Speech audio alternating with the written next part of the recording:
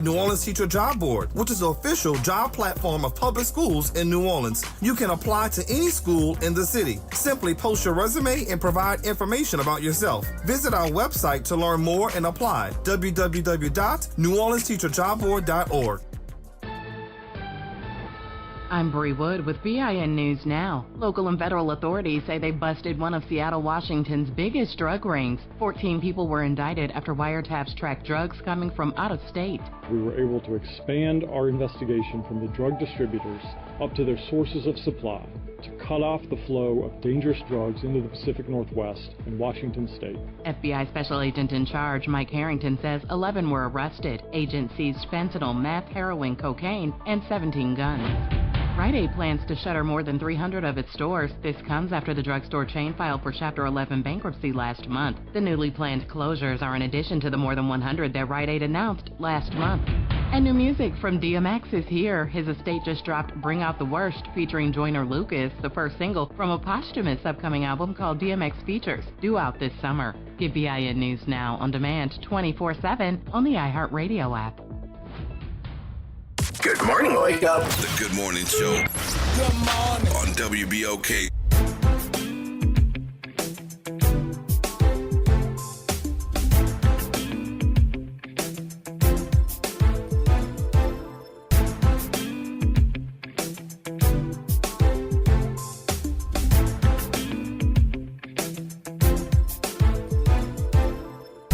Wake up, New Orleans. Happy Wednesday, and welcome to the Good Morning Show. I am your host, Dr. Ashanta Wyatt. Shout out to my super producer, Naren Sanders, and my co-pilot this morning, Will Sutton. Hey, Will. Good morning, New Orleans. It is Wednesday. We are halfway through the week. Hump day, some people's favorite day of the week.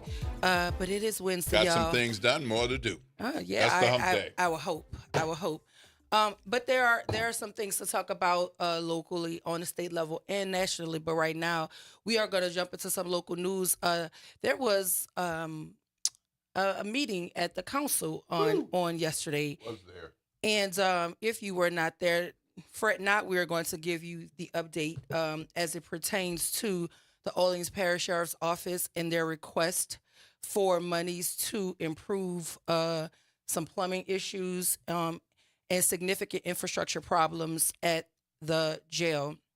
It says, according to Susan Hudson, the jail has significant infrastructure problems and the long-term fix could cost upwards of $900,000. A short-term solution for the water leak could cost $300,000. According to Ernie Anderson with Powerhouse Construction, the jail's recent leak was caused by a non-compressed fitting that then led to 16 active leaks in the jail that caused significant damage.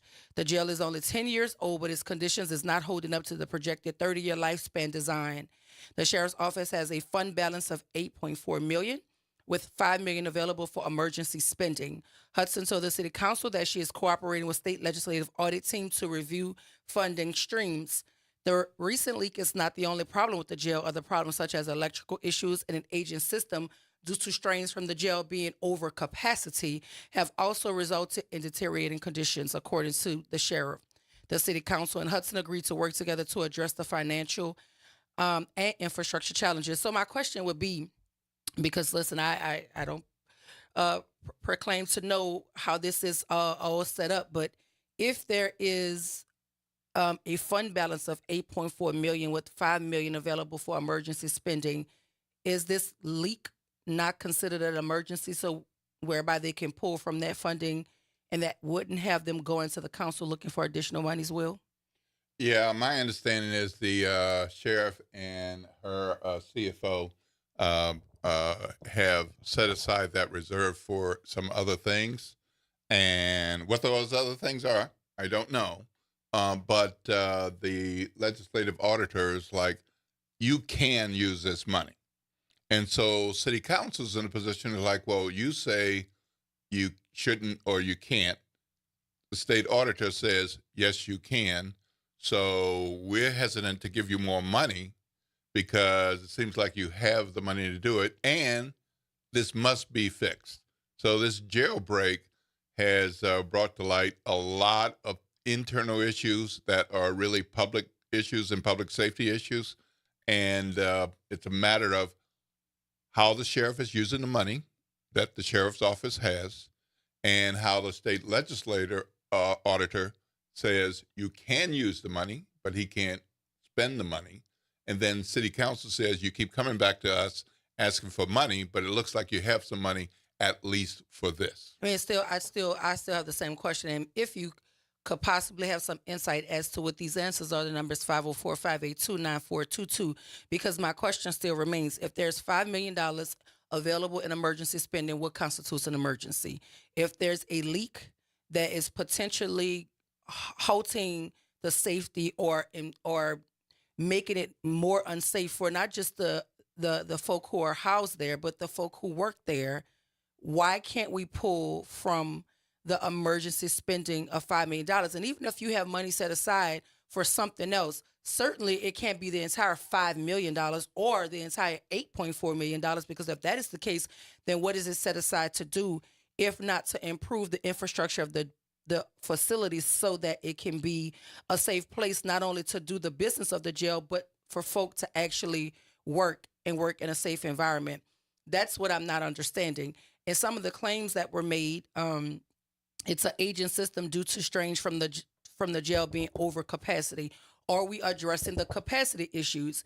Because at the moment of the jailbreak, there were hundreds of folk past the capacity being housed in the jail. We know about 65 of them that had been moved, but are we actually addressing the overcapacity issues? That's one of the questions. Mm-hmm. And so, to me, for the jail to be as in its infancy, because 10 years is practically not that long for a building. How was the work even sound to begin with? Because why are we now having all of these sorts of issues for a facility that is only 10 years old? So that's another question. Who was the construction company on the front end of this? And are they culpable for anything, considering this was supposed to be a 30-year lifespan design and it's fallen apart in 10 years? So before this sheriff, the sheriff was Marlin Gusman. Yes. So this was constructed under Marlin Guster's tenure, his public service time. When this was being constructed and they were opening the building, Marlin Gusman and his team and consultants that he hired said, this is not good enough. They filed suit over the construction, but it was settled to say we've now resolved our issues. So that's that. With what's happening now, it's like, well, what did that settlement? I don't remember. These are questions that need answers. But mm-hmm. that's like an important piece to remember, because these are two different sheriffs, both saying there's a problem with this building. But Marlin Gusman said, okay, for whatever reason, we're settling, and we're going to move on with the building. Fix this, fix that. Yeah, so I mean, because I just think it's a viable question. If the projection was 30 years, we're only in year 10, and there are significant infrastructure issues, then I would question if the original design, the original construction was sound to give us 30 years, because it doesn't seem to me, if we're having all of these issues, that the original construction of the building was such that it will last 30 years. And then again, this capacity issue, that's a real concern. Are we addressing it? Because that will put a strain on the building that is supposed to only house X number of people, and we are 300-400 people over the X. That's an issue. So are we addressing the capacity issues? And that, to me, will go beyond simply the sheriff. That will be interagencies, other agencies working to ensure that the number that the jail is supposed to house, we stay at or below that number to ensure that the structure is not being compromised. And so, I mean, these are questions that need answered. I don't know if they answer the capacity issue at the council. Do you remember? I didn't see that part. I did not see that part. Yeah, so I mean, I think there are some valid issues here. And I also think, too, this still marries with the conversation we were having yesterday about the video that we saw of Antoine Massey, because now the reports are saying that the home that was apparently used in the video was raided they're alleging that they found clothing that was similar to the clothing he wore in the video, and they're saying that the home is somewhere in the 7th ward. Agriculture Street. I don't know the date of when the video was. I mean, even though we saw it on a specific date, you could I'm film not something today and certain release it next week. I'm not certain that that's when it actually was taped, but they nonetheless they did go in and raid it. They did not find him, but they did apparently or allegedly come across some clothing. But Mr. Massey also made some claims as it relates to protocols in the jail. He refuted some things that have been said in the media. And one of the things I don't know if we covered it in great detail, but we did mention it, was his refuting Mr. Sterling's allegation of him being threatened to be shanked. He said that Mr. Sterling wouldn't even be able to come on a tier with the inmates without a deputy being present. Right. So if that is the protocol, if that is the procedure, was he on the tier without a deputy? And if so, why?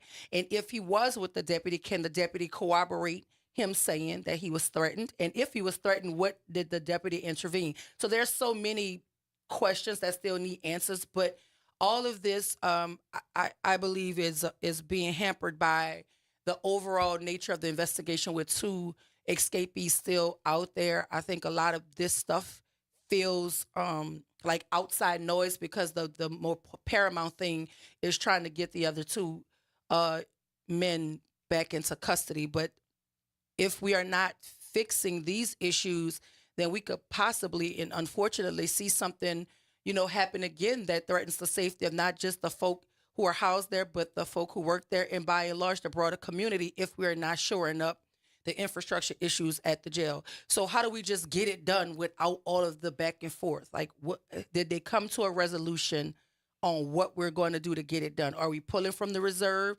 Have they agreed to furnish additional funding? Like, what was the outcome of the meeting? My summary is they agreed to work together to figure this out. But we don't have any. We don't have any action steps. Yes. So now, of course, it's city council, so there are a number of council members. I will point out that council member Green made a point of, if we give you more money, even for these leaks and these pipe issues, that's going to harm some other city departments who have dire needs as well, and that they're looking across the city. So he was making a point that this is the emergency of the moment because of the jailbreak, but there are other city departments that have ridiculous situations that also need to be fixed.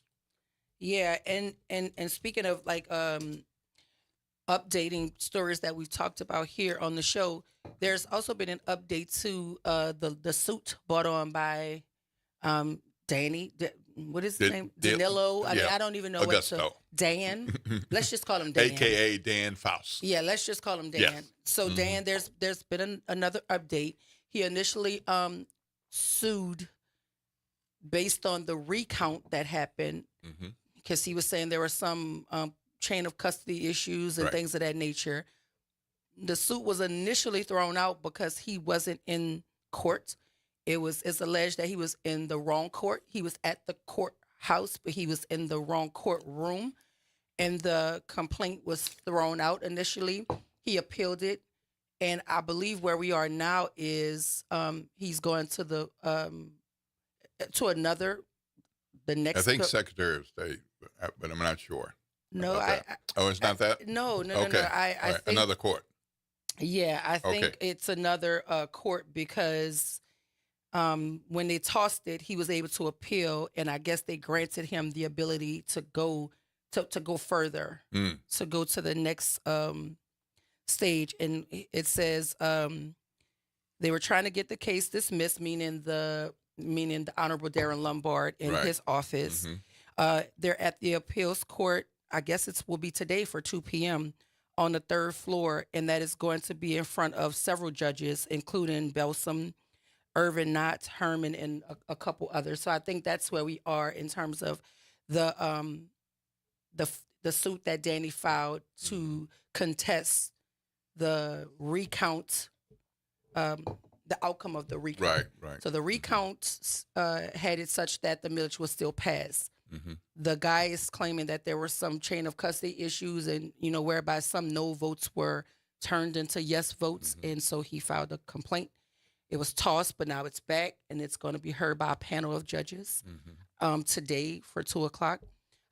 Shout out to the folks on the ground in the courtroom that keep me updated as to what is happening there, because I'm just trying to understand what this is going to mean. Because could this possibly mean another election? Could this possibly mean another recount of the same recount? And on that point, this may seem like minutia to people. It's like, oh, guy filing this. Oh, who cares? The election's over. They had a recount, etc. But if you have the ability as a registered voter to file a complaint, to file an appeal, to have action taken, then the matter is open until it's closed finally. So the vote has been certified. So it is officially passed. But in our legal system, you have the opportunity to challenge, and we may like it or not. We agree with him on some of the larger issues that he's brought up about votes that should be counted, but that's a large issue. But that's his ground basis for doing this. But if this moves forward in a way that he wins, this could overturn that election. Well, too, Will. Listen, I have other issues that I have, because for me, that type of system only works if you could afford to participate in that kind of system. There are a lot of people who have issues with outcomes of elections, but they don't have the money to challenge They it. don't have more than $700. And that to me is the problem, because if the issue has teeth, if the issue is a valid one, and I'm just a regular John Q citizen, and I have an issue with it, but I don't have the funding because I'm living in a city where we don't have a living wage. So I don't have the fund. I don't have the money to just give to something like that. There are people who have valid contestable issues, but they don't have the funding to do so. To me, those are larger, broader issues that I would say this situation is bringing more to light, because you have to have the money to challenge this kind of stuff. Mm-hmm. And then the question is, he is supposed to be an indigent person. That's what he told us. He was living out of his car. Somebody is funding this. Well, he's not totally indigent. That's what he said. He's living out of his car. He's living out of his car, but he used all of his money to challenge it the first time. Making money giving rides, so he's making some money. That's what he said. Right. So he gave us the name of a person who Judy helped Lofton, him, I believe it is, who helped him file the second. Yeah, that's right, for $700 something. Yes, and so it is my understanding that every time there's another stage of this, it costs additional money. So and I don't know about you, but $700. Yes, I have more than $700 in my bank account, but I got things I need to pay for. Yes. So I can't just write a check or do a money order for $700. Like, the guy is saying that he's living out of his car. The guy is saying that the initial time he used all of what he said his life savings, he used it the first time. Yeah. So which prompted my question to him when he came on the second time. Well, who's helped fund this? He told us who she was. So I think there's something more here. And people are making their speculations about what it could be. But I do agree. If there's a grievance and you can't afford to challenge it, you should. But why should you have to afford it if the system is saying that this is how it works, and you're allowing people to say and do things, and they're not saying and doing the things that they attested to on that form, like living in the district where they're trying to represent the things of that nature? Mm-hmm. Why is it incumbent upon a layperson or a regular John Q citizen to put up their own money to battle things like this? I just think that there should be a better structure, in my opinion. No, I get that. I get that. And I'll be really curious to see what happens at 2:00. So, if I'm deep into my editing or writing or something, as I am some days when I'm doing my NOLA.com stuff. So I try to, Dr. White's very busy, very busy. I am. It's not just this morning stuff. And she's like helping people all the time and going this place and that place and even on the road and everything. But I appreciate when she send me a little note and say, this happened. Yeah. So after 2:00, if I haven't heard, I expect a Just a little Okay. update, one sentence or something, so I that mean, I if can I- know, if I- because if I this could is, update it's just you, I will. important. Yeah, if it's This important. this is important. Well, yeah. In certain things, when people tell me, I have to do like you do with your journalistic integrity, is to make certain that before I say it to you or on the air, Well- I have to verify it. Like, I'm a researcher. Like, I don't just get up here and just be yelling in the abyss. I want to make certain that what I'm talking about is sound, right? And so for me, I'm serious about that though, and that's what I was looking at, Will. I didn't want to, but I want to make certain that it's sound. But for me, I'm serious about this because we endured 12 years of somebody representing us on the state school board who didn't even live in our city, Yeah, I get it. in our parish or in our city. I'm talking about Kara Owens-Jones here, and nobody challenged this. So I just want to know, where are these people that's putting up all of this money against this millage? Like, I wish they cared enough about our school systems and things that actually have an impact on our children to put their money where their mouth is to help us stop the grifting of our school system. I wish that lady and whoever else was available to put their checkbook up so we could have challenged that. But we got to go to break. Oh, We're going to continue to 7:21. have these conversations. Let's talk. Because, I mean, I hear there's some issues with the mayor in her travel itineraries. And we're going to talk about it right here. WBOK 1230 AM, what New Orleans is talking about. All day long.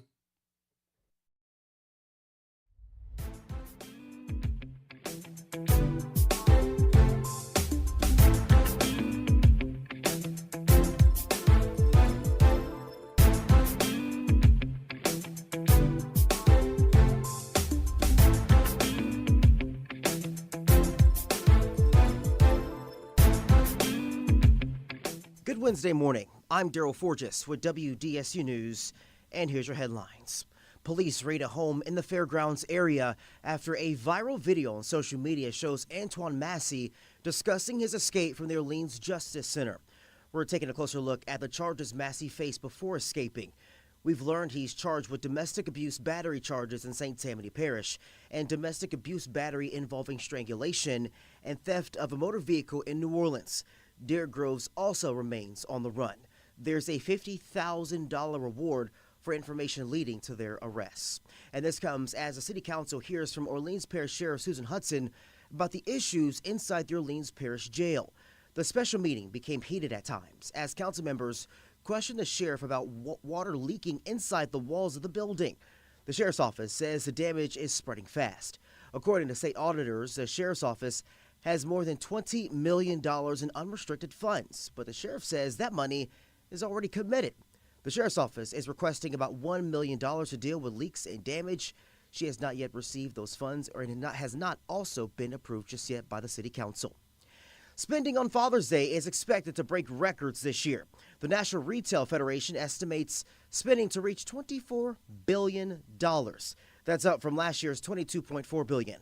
The average person plans to spend about $200, with the bulk going to things like greeting cards, clothing, a special outing, and gift cards. Father's Day, by the way, a big reminder for y'all, is Sunday, June 15th. So get your father, dads out there, something special for the big weekend. I'm Daryl Forges, and that's your headlines for WBOK. Have a great day. This is the Bloomberg Black Business Beat. The banking industry is working hard to try to earn the trust of black households. Research from the McKinsey Institute for Black Economic Mobility shows that avoiding banks is costing black families money and could be a key contributor to the racial wealth gap. That's why firms like Greenwood could make a big difference. It's a black-owned financial institution helping to bring more black families into banking, and it's reinvesting in the black community. Ryan Glover is co-founder and chairman of Greenwood and talked to me about some of the creative ways his firm gives back. When our members create an account through Greenwood, it provides essentially 5 meals to a food insecure family through Gooder. Each time you make a purchase, Greenwood rounds up the spare change to support HBCUs through the UNCF. Glover's Greenwood co-founders are rapper and activist Killer Mike and former Atlanta mayor and U.S. Ambassador Andrew Young. I'm Bloomberg's Justin Milliner on the Black Business Beat. Now more than ever, Lowe's knows you don't just want a low price, you want the lowest price. And with our lowest price guarantee, you can count on us for competitive prices on all your home improvement projects. If you find a qualifying lower price somewhere else on the same item, we'll match it. Lowe's, we help, you save. Price match applies the same item, current price at qualifying retailers. Exclusions and terms apply. Learn how we'll match price at Lowe's.com/lowest price guarantee. When you partner with CDW, your people get more out of technology. CDW data experts are simplifying complex workloads with high-speed AMD processors, which helps your project managers efficiently manage heavier workflows. Game designers level up creativity, and scientists develop their next breakthrough. Amazing, right? Make amazing happen. AMD and CDW. Learn more at cdw.com/AMD. Connect with NOLA Public Schools. Follow us on Instagram, Facebook, and X for the latest updates. Sign up for District Digest, our official newsletter where we share district achievements, celebrate student successes, and keep you informed about our vision of providing a high-quality education. And don't miss our school board meetings. Watch in person or live stream on YouTube. Stay informed, stay engaged. Visit NOLAPublicSchools.com today. Again, that's NOLAPublicSchools.com. Hello, I'm Gary Clark. Please tune in to Dr. Clark 101, The Living Classroom, which is broadcasted weekly every Wednesday at 12:30 p.m. on WBOK 1230 AM on your dial. And as always, it's been a pleasure. The New Orleans Jazz and Heritage Foundation is the nonprofit organization that owns the New Orleans Jazz and Heritage Festival presented by Shell. With the funds generated from Jazz Fest, the foundation invests in Louisiana companies through economic development, cultural enrichment, and free educational programs. To learn more about what the New Orleans Jazz and Heritage Foundation does, please visit www.jazzandheritage.org. Making a difference in the community. WBOK 1230 AM. Good morning. Wake up. The Good Morning Show. Good morning. On WBOK.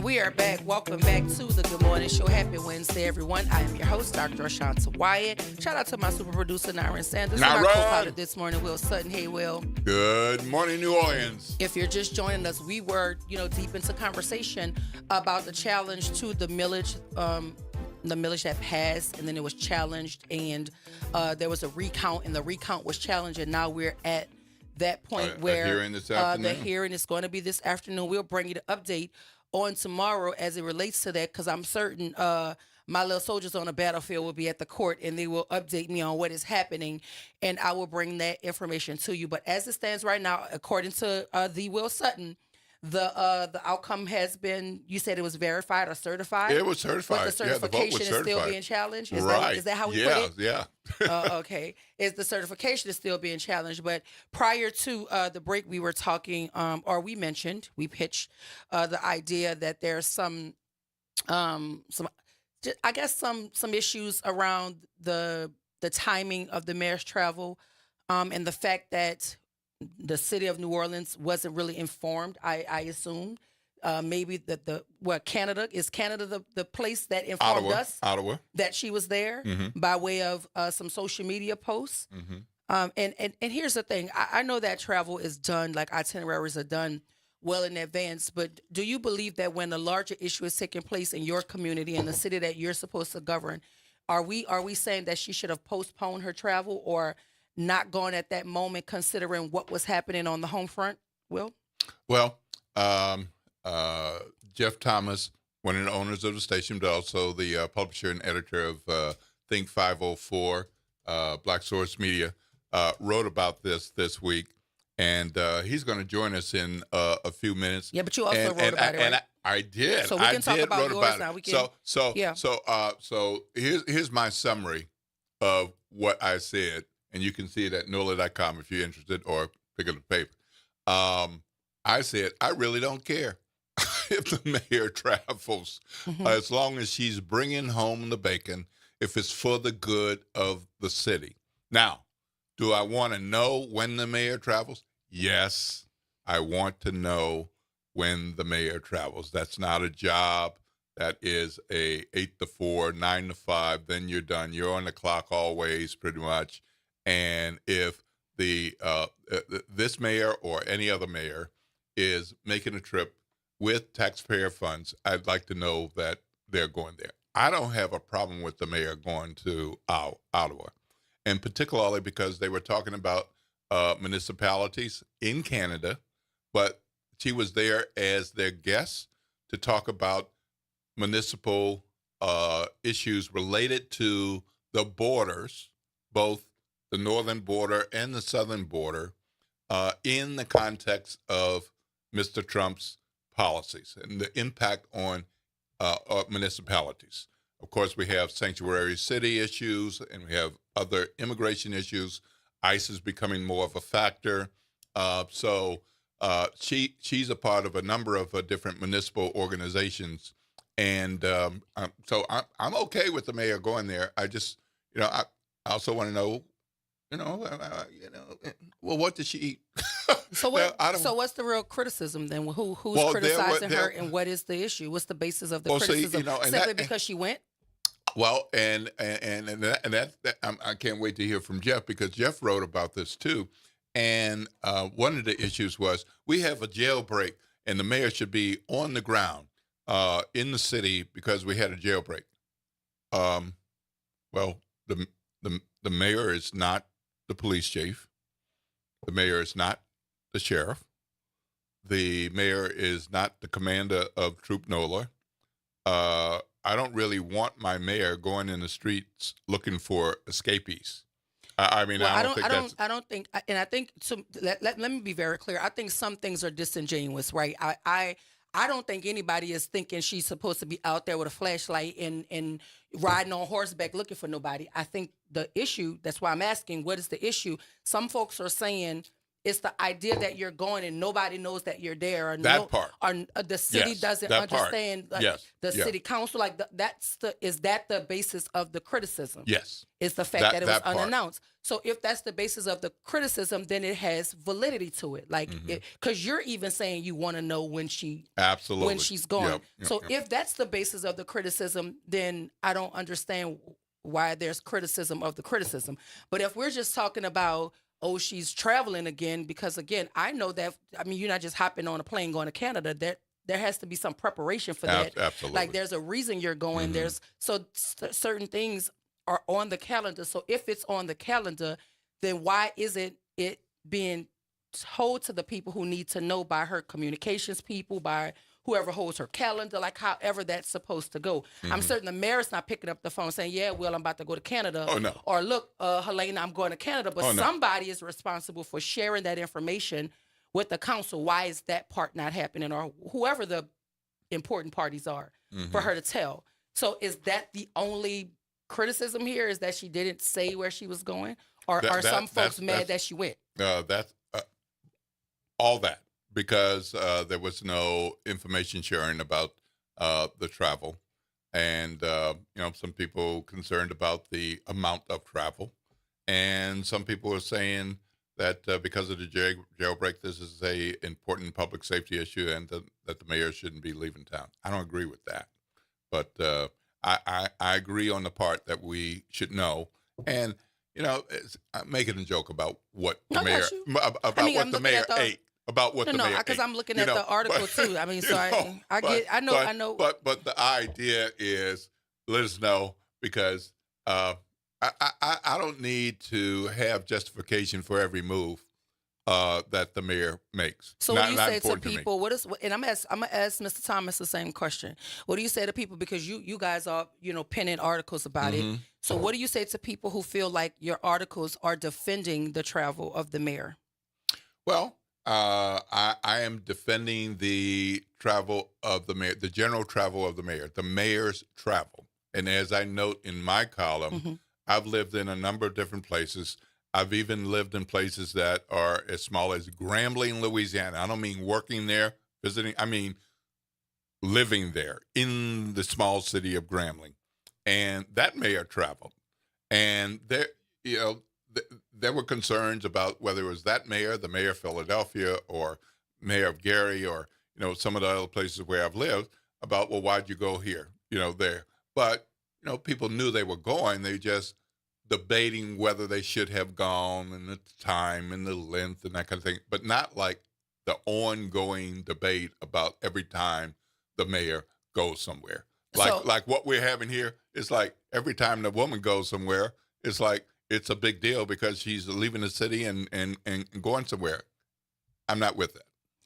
I mean, well, neither am I, because I do know that there are things that she has to do to represent our city. I'm not saying that. What I'm asking is, if the criticism is valid, then why is there criticism of the criticism? Because if she's going and she's doing business on behalf of the city, these are tax-paying citizens in the city saying, well, why is she there?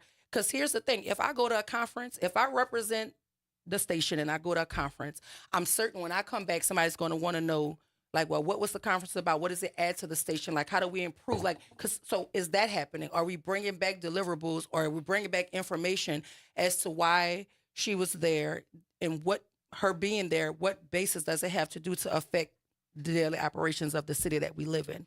So I think when those things are happening, then the questions become silly, because it's like, yeah, I went, but here's why I went. This is the information that I'm bringing back, that kind of thing. And then you can chalk things up to outside noise, because there is outside noise, right? Mm-hmm. But if I'm going and I'm traveling these places and it feels self-serving to some folk, right? You quash the questions or the pushback about self-serving trips when you have the deliverables, when we know why you're there, when we can see like a conference itinerary, something to say, how does this affect the business of New Orleans? Like, we're going places, we're going to look, because if I go to study schools, I'm going somewhere where schools are done well. Mm-hmm. And then I'm coming back to talk about how we can implement some of those strategies and techniques to improve the academic outcomes for kids here. Otherwise, why am I going? Mm-hmm. Right? If I'm not going to bring something back to make the city I live in better, then why am I there? And I think those are valid questions. Do we know that there are people who are hypercritical of the mayor?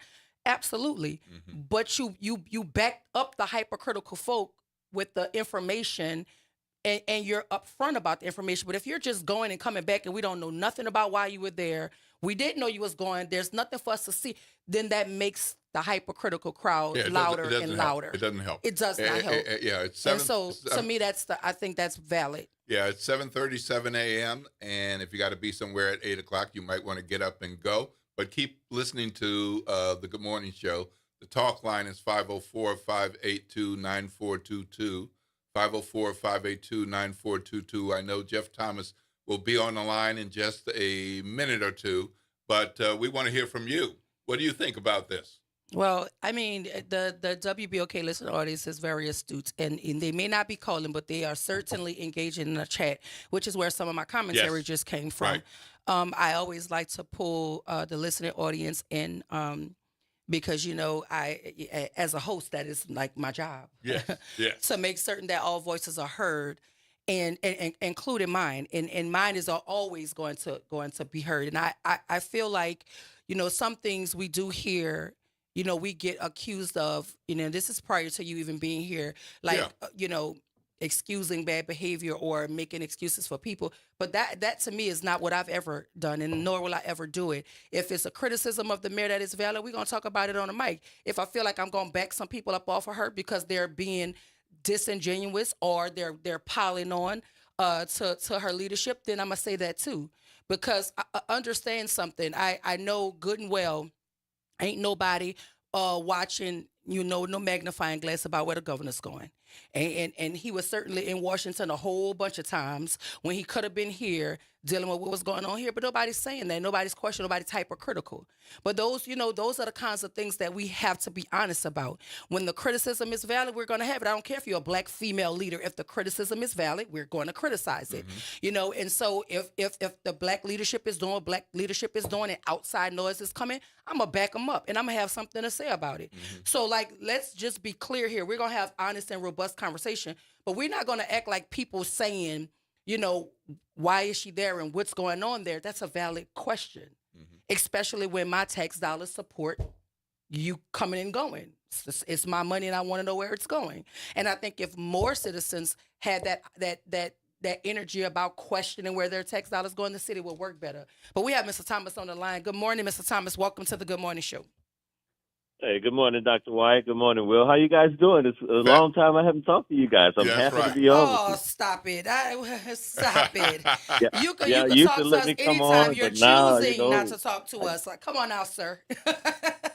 That's not true. But listen, I don't have a lot of time, and you bring up some valid points. I was listening, but I was kind of in and out of my truck. Listen, my article, I love Will's article, and my article, the focus of it was the absurdity of some of the criticism. Most of the criticism that I was referring to that I saw was about the fact that there was this jailbreak, and how dare the mayor be out of town while there's a jailbreak, and this is a time for the mayor to be in town, and the mayor should be, I think somebody said something about being on Canal, on Claiborne with binoculars, as if it was a joke. But listen, I'm sensitive to criticism of black leadership. I think that there is this attempt to portray black leaders as incompetent, as less than worthy. I don't know if that's the case here, but my radar went up. And I just think it's important that we understand that, A, mayors are expected to travel. They have to secure resources and funding.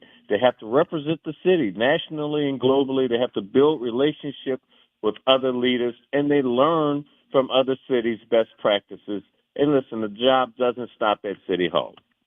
Now, the notion that the mayor should have been, on Canal Street with some binoculars looking for these prisoners is ludicrous and silly. But even more silly to me is the notion that the mayor shouldn't be traveling because there's a jailbreak. This is 2025. There's cell phones, there's Zoom, there's all kinds of ways to communicate. And this is a coordinated effort between state, federal, and city resources. And so it just doesn't make sense to me that we should expect the mayor. I mean, what should happen? Because there's a crisis in one department, all city services should stop? We have to be able to walk and chew gum at the same time.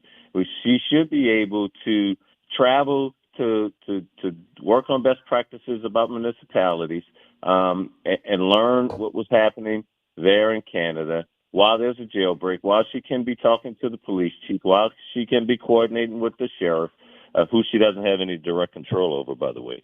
And here's, to me, the most important thing. This has been litigated in court. You know what? The mayor does not have to report to the city council at all.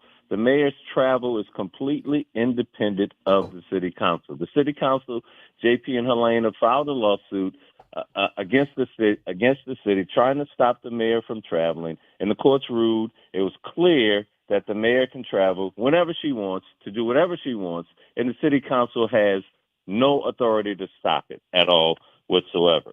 Now, I don't think that the mayor has free reign to travel wherever she wants, whenever she wants, to do whatever she wants, and she shouldn't notify us. I think, in fact, that there should be a clear purpose. Why is the mayor going? What's she doing? What's the public benefit? How's the trip going to benefit the city? What are the costs? Are the costs reasonable? There was always this, I remember when she was traveling first class, and whether she should travel coach, and then reporting back what was achieved. I think all of that is important. But this notion that the mayor has to report to the city council is false. This notion that the mayor shouldn't travel because there's a jailbreak is silly. That's just what I wrote about. And that's my position on it. I know, we don't have a lot of time. That's why I kind of ranted through. But what do you guys think about what I'm talking about? Well, here's the thing. I totally agree. I was never under the impression that it was about reporting to them. It was just about informing folk. Like I don't. It's not permission. It's like this is my itinerary. This is where I'll be, so that folk are informed about what's going on. And as I said to Will, if that is the only ask, then I don't think that that's outside of the bounds of validity. Like that sounds like a valid ask. And in terms of bringing back things, that's another valid thing that folk are saying. If you're going, cool. Like, what benefit does it have for the citizens of the city of New Orleans? I think that's a valid request. But all of this, trying to put parameters on her ability to do her job, and I just feel like some of this stuff is just politically heavy, and I think it's out of bounds. But understanding where our mayor is and what she's doing, and where she's going and for what benefit, I think it's just a valid ask. That's it. Some stuff is noise, and I know what outside noise sounds like. Some things are legitimate. We're talking about the legitimate things. There should never be a time where one of our leaders, including a council person, just up and leaving, and we have no idea where they are, and constituents are asking, and nobody can say where they are or why they're there. That's all I'm saying. I think that's valid. Does that apply to vacation? I mean, we still should be able to say they're on vacation. There's nothing wrong with saying that. Okay. Like, people take vacations. People get sick. People have personal issues.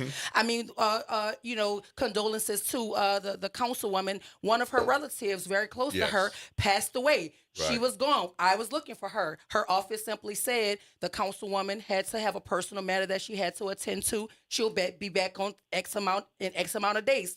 That's a response. Right. But for somebody to call and look at it and you're like, I don't know where she is, like, we don't know, that's insane. Yeah. That's insane. So that's all we're saying. Yeah. So Jeff, yes. How do you think it should be communicated when the mayor is leaving town or has left town, and who should that be communicated to? Yeah, that's that journalist hat of yours. Well, I love it. And I hear you. Listen, I think what I'm hearing in your question is, should the mayor report to the city council? I don't think she has a legal obligation to do so, but I do think that it is part of an efficient government process. I do think, though, that, the strained relationship between this current council and this current mayor is part of the problem here. We've had 8 years of JP and Helena saying no to everything the mayor does. The sky is blue. No, it's not. Don't you see those white clouds? Anything that she does, I think that there's this criticism of. And as a result, I don't want to come off sounding like a proponent of the mayor or backing the mayor. That's not what I'm saying. I'm just describing the strained relationship between this mayor and this city council. And I think because of this, I think what would normally happen and what has typically been the practice is no longer happening. I do think that's a problem. I do think that the mayor, so to answer your question directly, I think that the mayor should have press releases about where she's going, what the purpose of it is, how it benefits the city, what the city can expect. I do think that should happen. If that doesn't, and I do think that does happen, I'm not sure that everybody gets every email and every press release that the mayor's office puts out. Can they do a better job? I think they should. Should it be a part of the city's website? I'm not sure. Maybe there should be and this is for future mayors, because we're in this information age and we all want to have everything instantly. We all want to be able to click on the computer and get the information and say, where's the mayor today? And at 3:05 p.m., we should know exactly if the mayor's in her car and which street she's on. I think we have this desire to have instant information. And so maybe there should be a calendar where people can know what the mayor is doing, and it's online and it's readily accessible and available. But there are some safety concerns with that. So I don't know, Yeah, I mean, I hear you. I think it's a simple fix, and I don't know about her every move and like what street she's on and all of that. But if you're in another country, if you're traveling, and I think the issue was only amplified because of the jailbreak. People were asking these questions, but if there was some. And then there should be a person that handles that for her. I don't expect her to be out here trying to say, yeah, Will. I mean, somebody should be able to do that for her. And if there is a press release or if there's a corner of her website that explains her travel to Canada, I would refer Will to that. Like we put this information out weeks prior to the mayor leaving. You can find that information in such and such place, whatever. But there should never be a time where there's a question about our mayor, the person who leads our city, and her whereabouts that cannot be answered. I mean, it's not like it's a secret. We should just be able to say what it is. And then when she comes back, we should absolutely be able to ask, like, what benefit did the trip have for the citizens of New Orleans? I don't think that's a tall glass of water to drink. Well, I'm old enough, so to speak. I'm old enough to have had different careers. My primary career has been journalism. But I've had other communications careers, including communications director for a couple of university presidents, for a nonprofit, for a state agency in North Carolina. So let me suggest something along these lines. If I were in that role, perhaps I would write on behalf of the boss. We're excited to announce that so-and-so has been invited to the such and such and such. This is an important organization because of this, this, and this. The connection to our community is this. The boss will be talking about this, this, and this, and we expect that there will be great benefits for the boss and for our community. I've seen that happen under this administration. So the question is, why is that not just regular protocol? Because I've seen that happen. And I will agree with Mr. Thomas, whereby he said that because of the strain between the council and the relationship that they currently have, it's so adversarial, it just does not seem like anything is happening in good faith.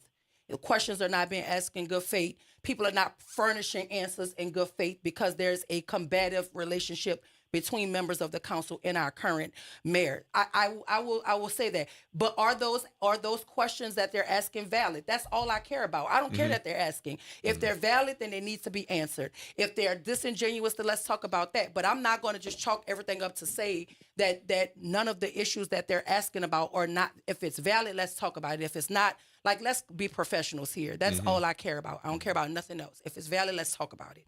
So, I mean, there are good points on both sides, but at the end of the day, everybody who pays taxes in this city has a right to ask, where is our mayor? Period. Full stop. So. Yeah, well, yeah, I hear you on that. And absolutely, we should know. And, you know, and I don't think criticism is bad. Let me also back up a little bit and say, you know, the mayor has made a lot of mistakes during her tenure. There are lots of questions I have about some of the things that she's done. Some have even risen to the level of scandal. And so criticism and asking questions is what I do and what we do at WBOK and what Will does when he has his advocate hat on. And that's a part and parcel of what a mayor should expect. My question, my issue, what's happening is that I just think that it's ludicrous that the criticism was, why isn't the mayor here? There are criminals on the street, as if the mayor should be out there chasing criminals, as if the mayor is not able to communicate via telephone, via Zoom, via whatever, if she's in Ottawa, Canada, or wherever she might be. If she's in, she could have been in Shreveport. It doesn't matter. The point is that there are open lines of communication and that the mayor was able, and my understanding was in full and constant communication with all three layers of government that have been involved in this chase, the feds, the state, and our local police officers. And so I just think some people just don't like the mayor. They just don't like the way she is doing the job. And so they're lodging these bombs at her and these criticisms that are specious, that don't make sense, and are purely aimed at trying to take her down. And so I have sensitivity about that. I just think that an attack on black leadership is an attack on all of us. And so we need to be held to account when we do wrong, but, we also don't need this foolish criticism that's unwarranted and tries to make us all look incompetent and make this mayor look incompetent when, I remember the times she was going to jail. The mayor's going to be indicted next week. There were actual fools happening about when the mayor was going to look like that's going to happen at all. So to listen to, the talking heads and the foolishness that's out there, we need to be able to get to the truth of the matter. And so to your point, Dr. White, I just wonder, what is legitimate? What is legitimate criticism? How do you draw the line? How do you say this is professionalism, this isn't? We do just, Mr. Thomas, we do it just like this. Like this is where we have those conversations where we sort it out, right? We sort out the outside noise and we talk about the legitimate issues that people are bringing up. And are these issues valid? That's what we do here at WBOK. So I think even with all of the outside noise that is happening, we come here and we sort through it and we try to be we try to be honest, as open and honest as we can, and we hold people to account, and we back folk up when they're being ridiculous. I've done that plenty of times here, and I've also been accused of being a proponent of the mayor. I don't care what accusations are being thrown at me. Here is my thing. Let's talk about it. Right? Let's talk about it. Because again, if the council is asking valid questions, there is no need to be acting as if it's just based in, oh, they just don't like the mayor. They might not like her, but is the issue valid? That's what we're going to ask. And if the mayor is not furnishing things because she feels like it's a combative issue between her and the council, then is that valid? That's not like there's adversarial energy on both sides. But what we're talking about is if she goes, we should know that she's there. And when she comes back, we have a right to know what she went for benefits the citizenry of the city of New Orleans. That is it for us. I don't care about nothing else.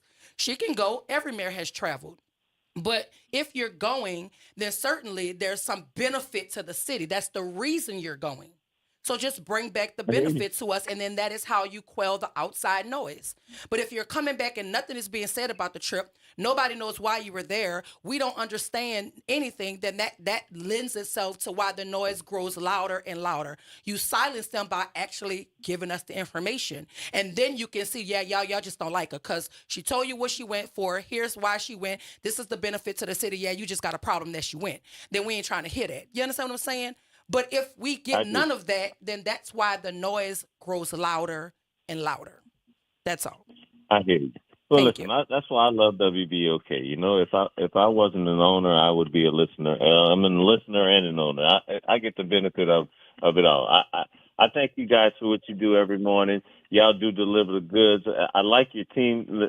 You know, your teamwork. And you guys coming together. I know, y'all have found your sea legs, as they say. You've developed the rhythm. It's a great show. I get people calling me. I got to be honest. People call me and say, I don't like this Will Sutton edition. And then all of a sudden, the same people call me and say, you know what, Jeff? I was wrong, man. Will and Dr. Wyatt are really good. So, the community is embracing you guys. You're doing a great job. I thank you for this time we had this morning.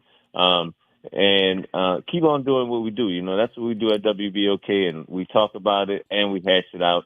And, thanks for this time I had. And I do want people to go to Think 504 Black Source Media, read that article, and leave a comment. Tell me what you think. And maybe I was off base. And, I get people calling me up all the time and emailing me all the time saying, Jeff, you're the dumbest guy in the world, or Jeff, you're the smartest guy in the world. And, I love all the comments.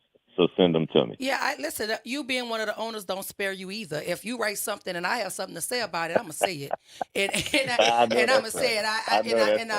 I'm just going to be clear about that. And I think that's what makes the discourse here beautiful, is because it's not about, taking a side. It's about being on the side of the citizens of the city and being on the side of what's right. And that's what we do here. Right. And so I appreciate your time this morning. Right. Have a blessed one. Thank you. You guys too. Thanks, Will. Thanks, Dr. Wyatt. Thanks, Naren. Talk to y'all later. I'll be listening. Listen. I appreciate the WBOK listening audience as well. There's so many comments and things in the chat, and y'all know I could just go in the chat and pull out a comment. So y'all beware when you post it. I'm going to pull it out and I'm going to talk about it, especially if it lends itself to a more robust conversation.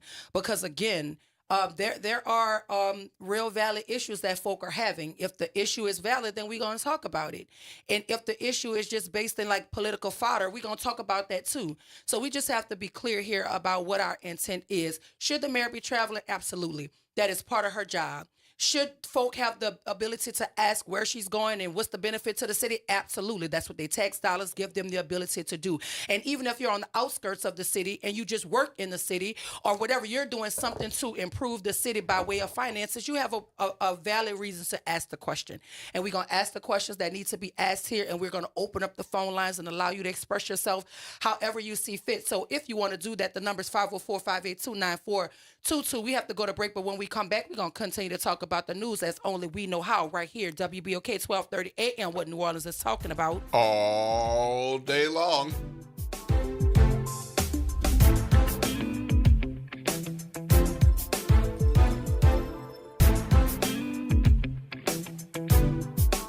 Tune in to The Monitor's Mic, where we talk about oversight, policing, and you.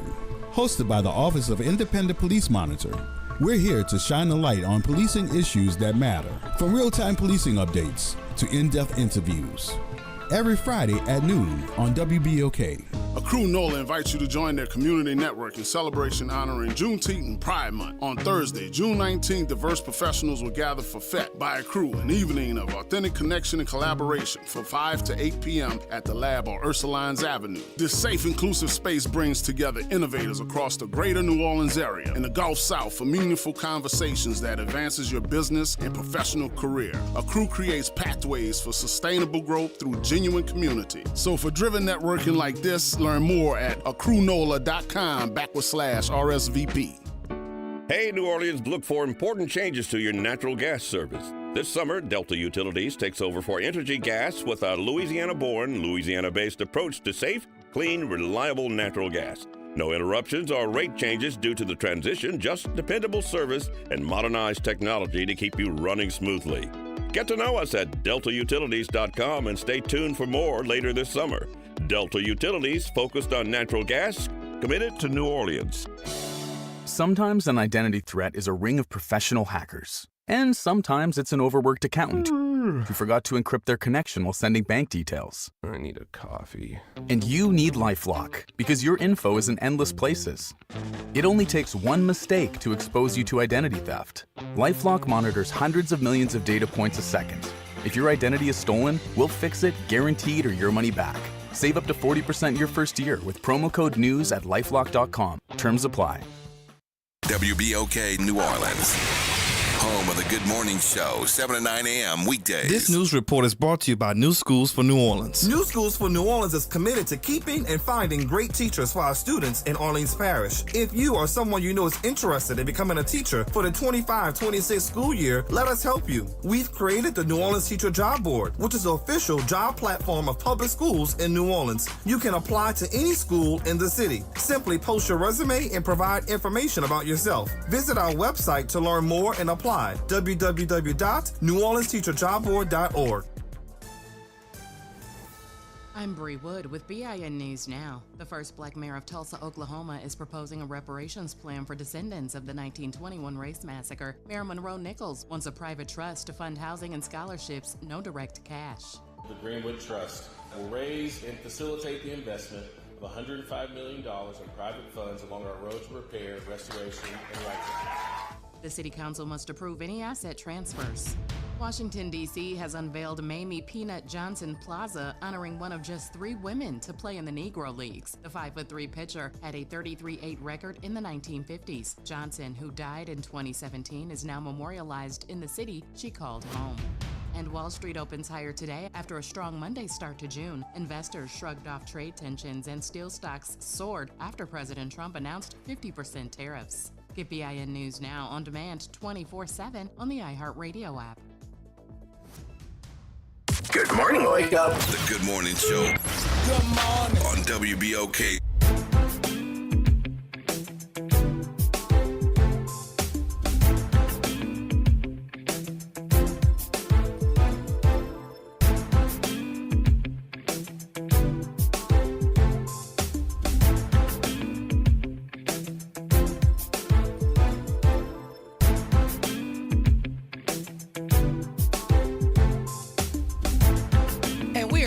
Welcome back to the Good Morning Show. I am your host, Dr. Ashanta White. Shout out to my super producer, Nyron Sanders, and my co-pilot this morning, Will Sutton. Hey, Will. Good morning, New Orleans. Listen, we got a treat for y'all. I don't know if it's breaking news. Is it breaking news? Is this the first announcement of this National Fried Chicken Festival's inaugural 5K run walk along the New Orleans lakefront for all ages on Saturday, October 4th.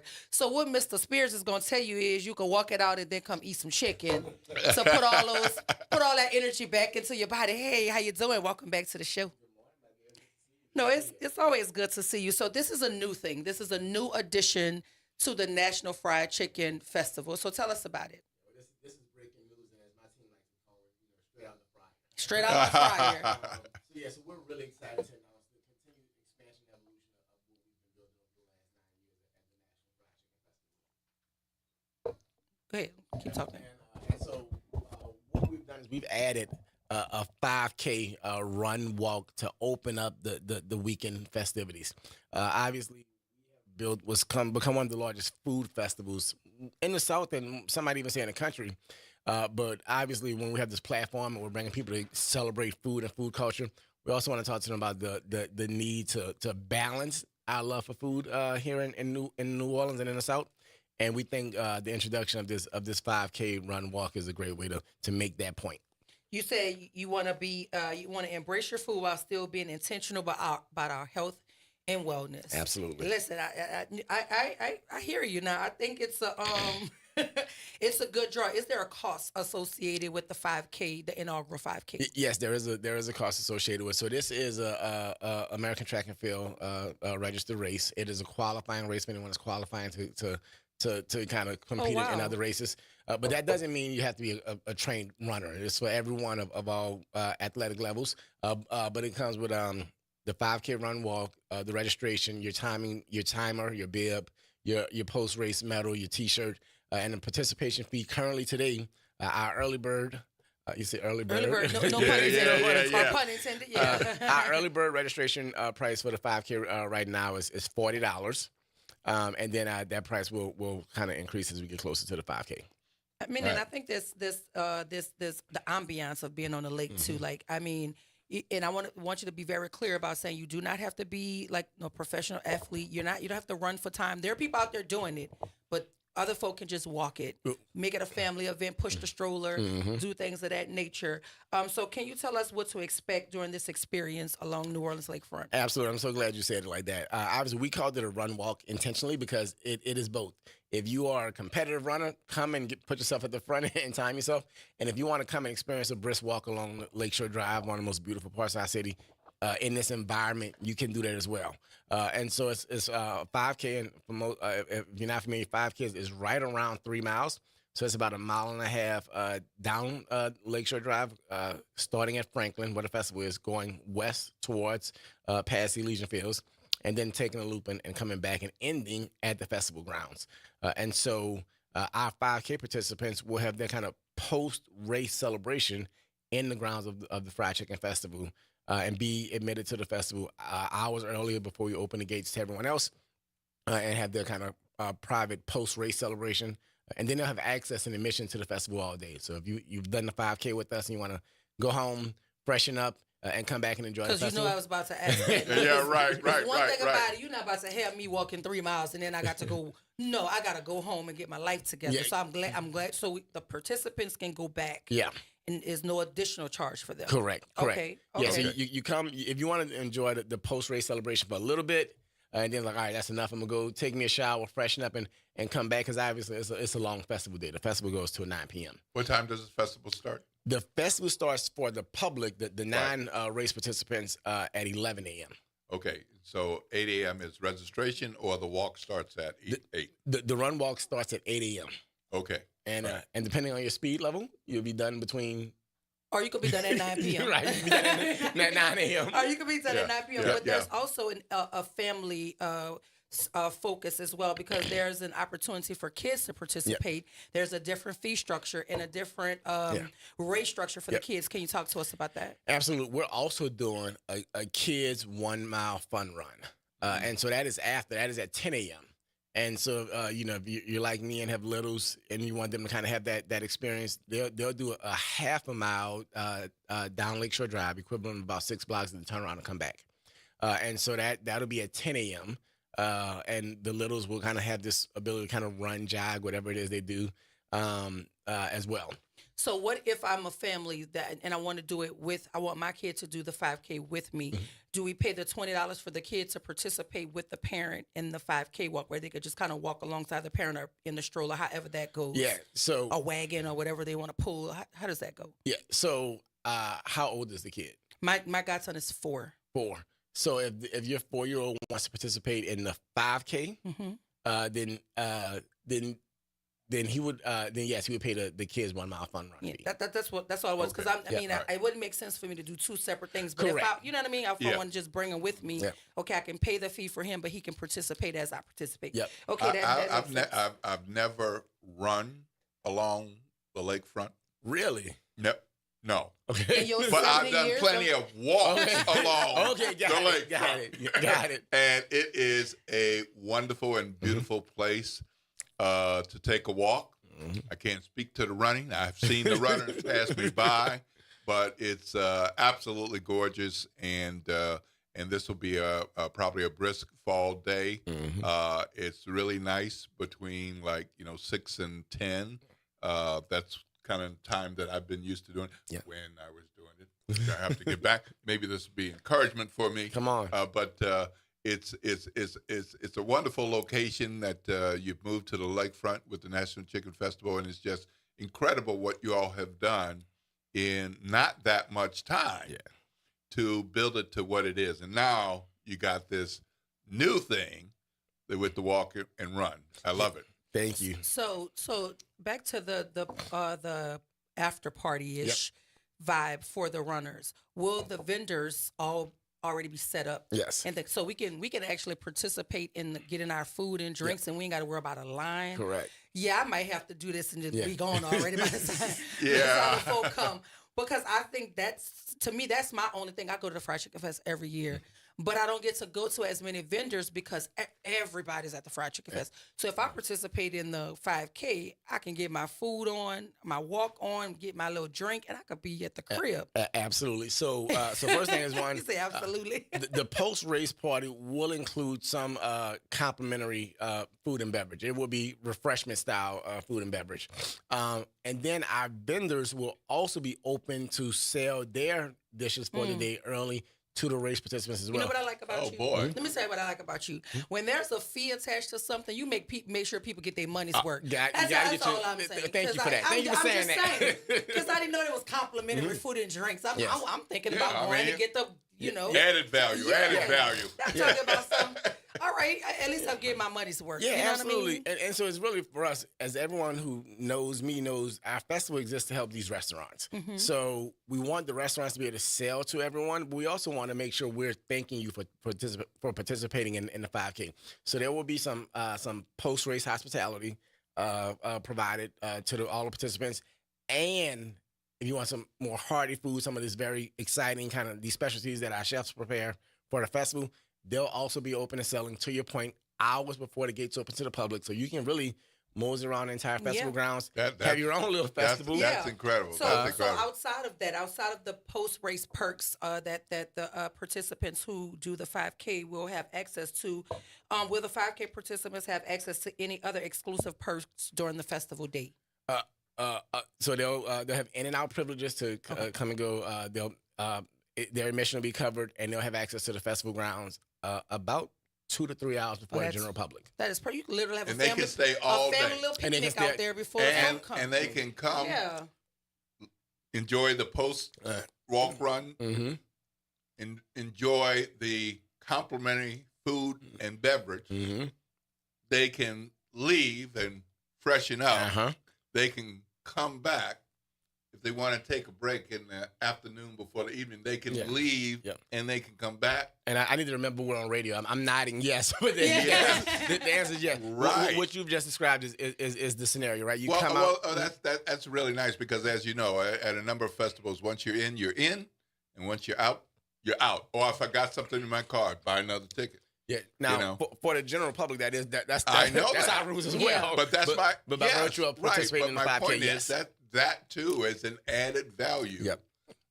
Especially if you got kids. Especially if you got kids. My kid's 30, so it's been a long time. But the idea of having a kid out and you're out with the fam to enjoy the day, sometimes some things is just best if you just leave. Yep.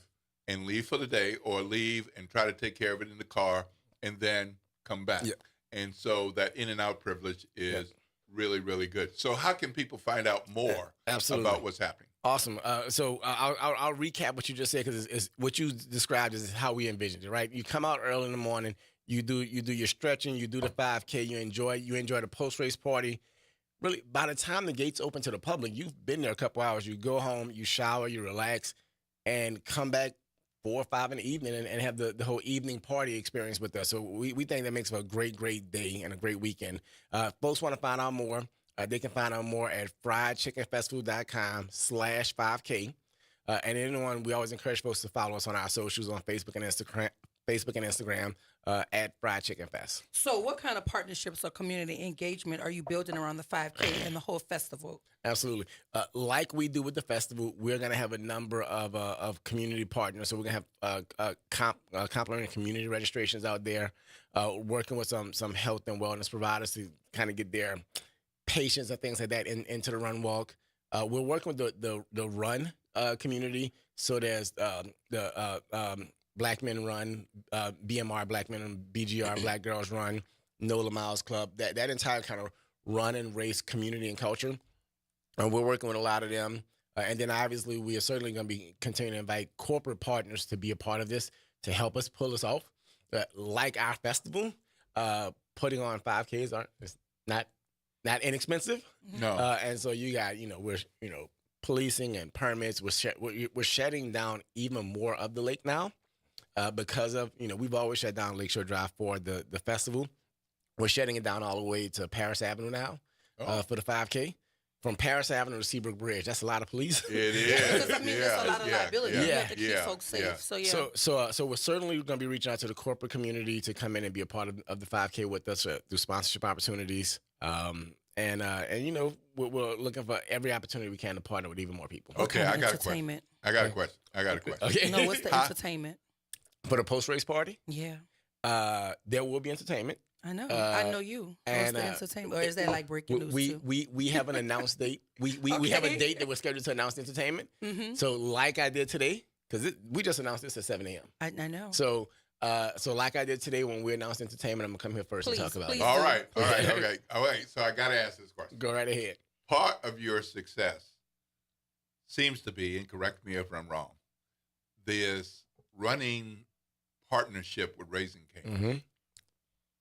Did they come on the first year or second year? First year. And they have continued every single year.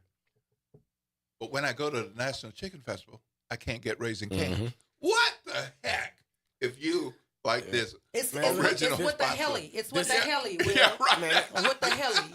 That's what the kids are saying. This is one of my favorite stories, so I'm glad he asked me. Yes. And so big shout out to Raising Cane's. We're year 9. Next year will be our 10-year anniversary. We're in a multi-year agreement with them currently, so they will have been with us for 10 years. So shout out to them. As many folks know, I'm the CEO of the Spears Group, marketing PR company, yes. And Raising Cane's was one of our clients going back to 2014, 15, 16. Yeah. And at that time, it's very different now, but at that time, we still worked relatively close with Ty Graves. That's not the case anymore. He's I can't get him on the phone for Ty these days. Yeah. And so when we conceived this idea of the National Fried Chicken Festival, I personally was able to pitch it to him. And in my entire life, whether it's through Spears Group or through festivals, I've never had anyone tell me yes on the spot. Like loved it. Yes. Well, because when it makes sense, it makes sense. It made so much sense. Yes. And so he actually said yes without the price. I just told him the idea. Mm-hmm. And he was like, yes. Then I came back like a week later and told him how much it would cost. Then he thought about that one. Right. Sure. But that's a heck of a thing. And then he said yes again. And I said, but look, I have an ask. Thank you for your commitment. We want this festival to be all about small businesses.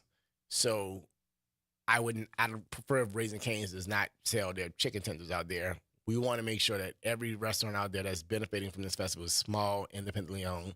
And by and large, that's Black and women-owned businesses. That's a bell. That's a bell. Thank you. Give my bell a shout out. And so Todd, we were actually in person. He kind of like looked up at the ceiling and thought about it. And it's like, all right, that's the deal. And so for 9 years now, they've never sold a chicken tender out there. And even when they don't sell food, they still do great things. Like they bring out food music. There's a stage. They bring out the things for the kids. Mm-hmm. They feed the staff the week leading up to it. The crew that's out there working, they feed them. There very well may be some Cane's chicken tenders at the post-race party. That's part of our complimentary hospitality. Right. A little preview. And so they provide a lot of foods in a lot of different places. When St. Aug's Band has performed that, or any high school bands perform, They feed the band before. No, you're and not after gonna the say St. Aug band or any high school band. You should have just said any high school bands. We're not about to put 26. 2,600. It's a running joke, you know. Don't you worry That's my bad. I know they. I know that's they've done your it for bad. But so they feed workers, they feed staff, they feed kids in conjunction with this partnership. But they've never sold anything out there and detracted from the 40+ small independently owned restaurants we have out there. I have some really good questions. That's quite a commitment. I have some really good questions too that are being posed by our chat. Oh, great! So Let's first of all, they want to know: is it possible to have a voter registration table, booth, or something associated with voting? You may not be able to do it because of whatever, but is that possible? So the answer to that is yes. It cannot be hosted by any one of the parties, right? So we got a call from the Democratic Arlington Parish Democratic Committee. We can't have them. But if like a citizen, John Q. Citizen, yeah, can John have Q. one. or any nonprofit, a sorority, a fraternity, anyone like that. Which is going to lead me to my next question. How about we partner with the Divine Nine and have them do the voter registration drive? Like they can do it in hours. It can be Sigma Gamma Rho Sorority Incorporated. I'm going to say that first because I'm an SG Rho. Let's go. And then the next 2 hours can be Delta Sigma Theta, like that sort of thing, and so on and so forth. Like, is that something that we can consider? Yeah. We actually have committed to that in the past. So we're open to it. Happy to do it. So the people are listening. There's some Divine Nine members in the chat, so maybe they can go to their chapter and say, listen, they're doing this 5K inaugural thing. We can even participate in the 5K as organizations, right? But also, is the car show going to be there? I remember seeing the car show. Yes, the car show will be back. Are this you year. taking debit and tap, or is it just straight cash or no cash? Like these are questions. Yeah, no cash, debit cards, credit cards, tap.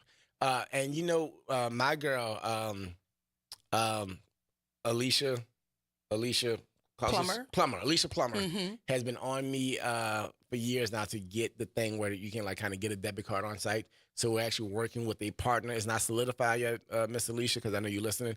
But I think we will be able to kind of like pick up a debit card on site if you don't already have one. Yeah, because I think too that works for a certain demographic of people as well, right? Because it's just not their thing. Yeah. Because I mean, if you, my mama jumps on me for talking about her on the radio all the time, but I don't even think she knows how to tap. But that's gonna be another conversation when I get off the air. She always think I talk about it on the air, and I do. I talk about my wife everywhere I go. So we got those people. Maybe we can reach out to the Divine Nine. Maybe we reach out to Step Up Louisiana. They do a lot of voter mobilization, and just have like a table or something out there where folk, because anywhere you convene that number of people, we should be registering folk. And we've done it in the past. A couple years ago, we didn't do it last year, but we've done it in the past. Looking forward to the right partner to do it this year. And let me also say, the date of this is October 4th. This is 1 week before the municipal elections for so that's mayor, more city council, sheriff, and a bunch of other local city of New Orleans races. This is the last weekend before Election Day. Well, and I mean, we can still sign people up to vote, but maybe those people at the tables are just encouraging people to make certain that they know that the election is happening on this day so they can get out and vote.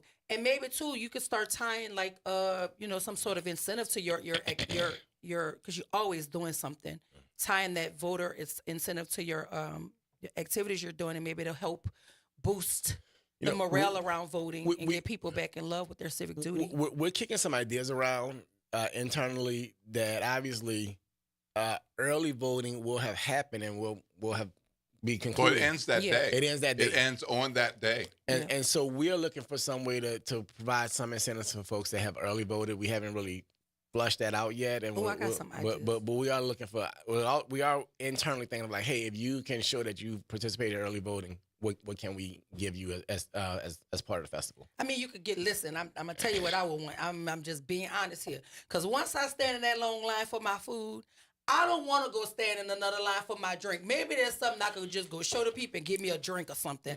I don't know, because I'm just saying. You know what I mean? A little lemonade, ain't got to be no alcoholic beverage. Little strawberry lemonade or something, little slush or something. I'm just saying. I'm just going to throw it out there. I'm just telling you what I like. We're certainly working on that, and we're also looking for great partners to help us kind of create and pull off something like that. My pastor say God loves a cheerful giver. I agree. I love giving. You love giving. But I think this is an amazing event.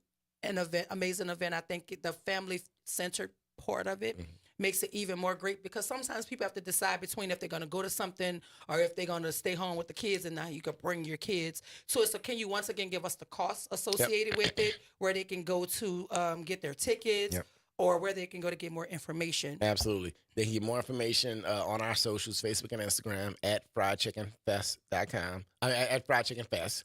And they can get information online at our website, friedchickenfestival.com/5K. The early bird registration fee for the 5K is $40. Includes the T-shirt, the medal, the timing bib, the race package. Includes the post-race party with food and beverage. Includes all-day in and out access to the festival.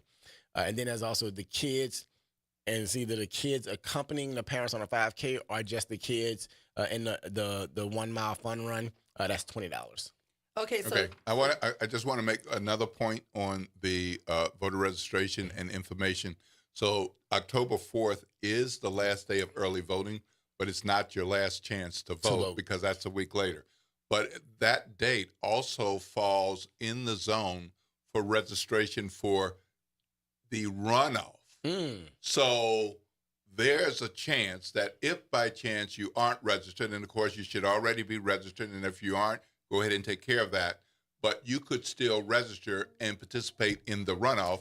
And it's strongly likely, with the way things are lining up, that in 1, 2, or 3 races at least, there could be a runoff. Absolutely. That's a great point. That's a great point. Thank you for saying that. Yes. I have two things before we let you go, because I know you're busy. And listen, if you're listening, I know you're like, dang, they ain't go to break yet. Well, when one of the owners come, you could just kind of keep going. I mean, but if you want to, join the conversations, 504-582-9422. But one thing, are we able to think about tents, like more shaded area, especially for our elder population and our younger population that may not be as susceptible to sitting in the sun all day? Is that something that we can think about? Like, you maybe partner with the sheriff's office and get their big tents out there or something? That's a valid question from a listener that I wanted to ask. We are constantly looking for ways to kind of improve the site and do things like sunshades and things like that, and more tenting. Last year, we had this opportunity where we had a tent that was in use early. It was our food judging tent where the judges would go and score the food. And it was a huge tent. It was like 1,600 square feet, 40 by 40. And once the judging was over, we actually opened that tent up for the public. And that was the second day last year on that Sunday, which was really warm. And so we are looking for ways, can we create just kind of some general shaded areas within the footprint of all the things we got going on with sponsors and crowd control and things like that. So it's something we're looking at. And it may be something like that where you take a tent that was in use, repurpose it for part of the festival. So we're always looking for ways to improve. We're always looking for ways to make folks more comfortable. And so we're certainly working on that. And then my last thing, I'm an Algiers girl. Everybody knows that. And there was this huge crawfish ball put on by Councilman Freddie King in Algiers. I was there. What are your thoughts about the event itself? And can you start to consider having some things for us West Bank folk, particularly in Algiers? Look, you just stepped to a pile of ants. You act like people only live on this side. Like there's another side of New Orleans over there that we need to show some love to. So what's up, Cleveland? So first, shout out to Councilman King, because that was a fabulous event. And Councilman King was giving me a hard time, saying how I should have been the one to do it, because I like you, he said I never come to the West Bank. You don't. So it was a great event. A good friend of mine, a gentleman named Campanella, who lives in Algiers. I think he's going to be helping Councilman King on kind of growing and expanding that event, as well as potentially bringing a new festival to the West Bank, to that same site. It's one of my closest friends. I know he's been working on that idea for a while. So that I think there might be some exciting things announced for Algiers soon. Okay, and one last thing. Are you ever going to bring back Dinner on Blanc? I know I ask you that every time I see you. Because let me tell you something, because it was the highlight of Mother's Day for my mother. I brought her to the Dinner on Blanc, and it was something nice. She could get dressed up and look nice and fancy. Are you even considering it? Like, is it no? It's a hard no. What's the nicest way to say No. It is not something that's on the table. Not feasible at It's this not point. something that's on the table for us right now. That's okay. So whenever you start to put together these LJS events, or you help Mr. King, bring some more stuff I'll bring her to that, because she was at the Crawfish Bowl. Okay, she was there. And did you bring it to our seafood boil on the lake? Did we? Listen, don't do that. Okay. No. I try to bring it to, if I can bring her, I'll bring her. I try to do that. But my mother has a more active social life than I do. I'm at home watching Matlock, and she's at somebody's sneaker bowl. She's more active than I am. But thank you for being here. Awesome. Shout out to you for introducing the inaugural 5K run, which is going to happen in conjunction with the Fried Chicken Festival right there on the lake. And the race registration opens on June 4th, and the race is open to all participants. You don't have to be, a track and field phenom to do it. It's open to all races, all athletic abilities. So thank you for being here, Cleveland. We appreciate you. Y'all stay tuned. We have more to talk about on the other side of the break. This is WBOK 1230 AM, what New Orleans is talking about all day long.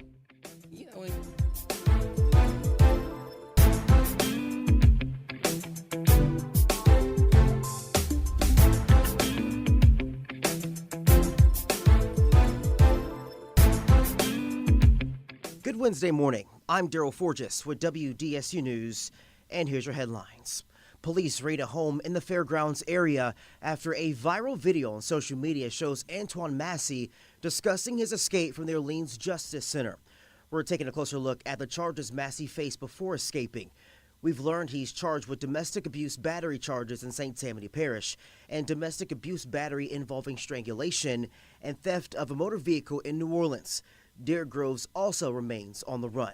There's a $50,000 reward for information leading to their arrests. And this comes as the City Council hears from Orleans Parish Sheriff Susan Hudson about the issues inside the Orleans Parish Jail. The special meeting became heated at times as council members questioned the sheriff about water leaking inside the walls of the building. The sheriff's office says the damage is spreading fast. According to state auditors, the sheriff's office has more than $20 million in unrestricted funds, but the sheriff says that money is already committed. The sheriff's office is requesting about $1 million to deal with leaks and damage. She has not yet received those funds or has not also been approved just yet by the city council. Spending on Father's Day is expected to break records this year. The National Retail Federation estimates spending to reach $24 billion. That's up from last year's $22.4 billion. The average person plans to spend about $200, with the bulk going to things like greeting cards, clothing, a special outing, and gift cards. Father's Day, by the way, a big reminder for y'all, is Sunday, June 15th. So get your father, dads out there, something special for the big weekend. I'm Daryl Forges, and that's your headlines for WBOK. Have a great day. Connect with NOLA Public Schools. Follow us on Instagram, Facebook, and X for the latest updates. Sign up for District Digest, our official newsletter where we share district achievements, celebrate student successes, and keep you informed about our vision of providing a high-quality education. And don't miss our school board meetings. Watch in person or live stream on YouTube. Stay informed. Stay engaged. Visit NOLAPublicSchools.com today. Again, that's NOLAPublicSchools.com. Hi, this is Cary Grant. Let's elevate every Tuesday through Thursday from 6 to 7 p.m. as we discuss the community, the country, and the world, from politics to current events and sports. We look forward to your input and continuing the quality programming on your community station, WBOK. Join us every Tuesday through Thursday, 6 to 7 p.m. on Elevated Conversations, the Arnie and Cary Show. Making a difference in the community. WBOK 1230 AM. Good morning, Wake Up. The Good Morning Show. Good morning. On WBOK.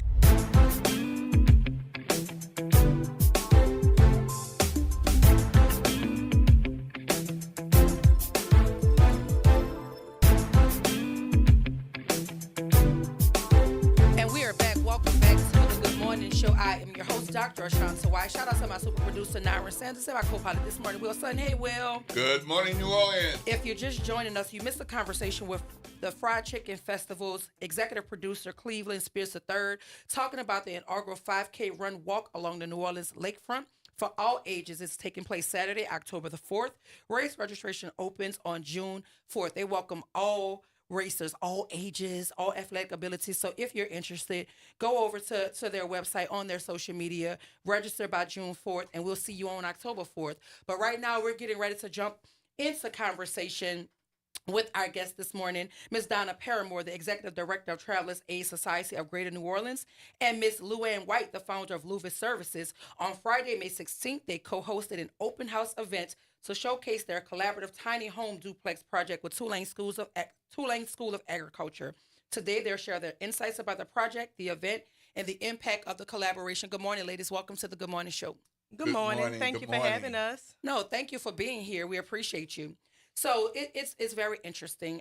What prompted you guys to want to take on the initiative to build tiny homes? I'll just say Travelers Aid, we've been in New Orleans area for 116 years, and our mission is that we work to end homelessness. So we are always looking for partnerships that will allow us to serve our clients and break the cycle of homelessness. And I can have Luann give more information on Louvis Services and their development of the tiny homes and how we partner with them to provide the clients and the supportive services that individuals would need to be successful in transitioning from being unhoused to housed.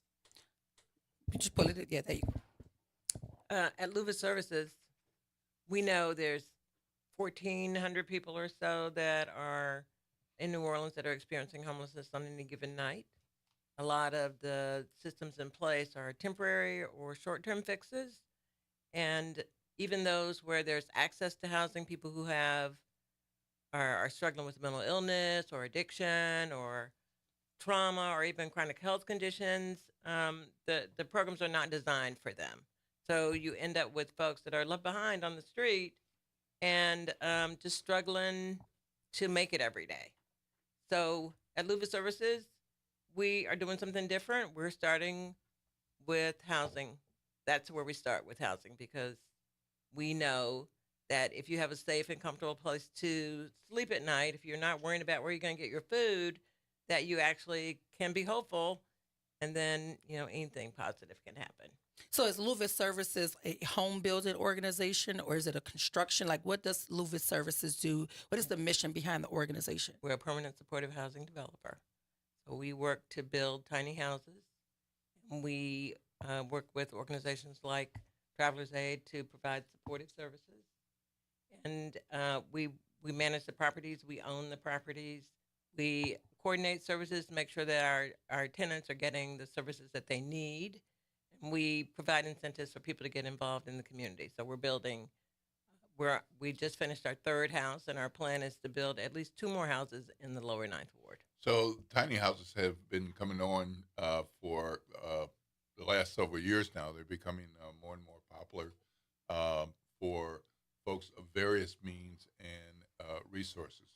How tiny are tiny houses that we're talking about? We're talking less than 500 square feet. Okay. So they're basically 1-bedroom units. So they're with a full kitchen, full bathroom. We provide fully furnished housing for folks who are, transitioning from the streets into housing. And all the homes you've built thus far in the 9th Ward?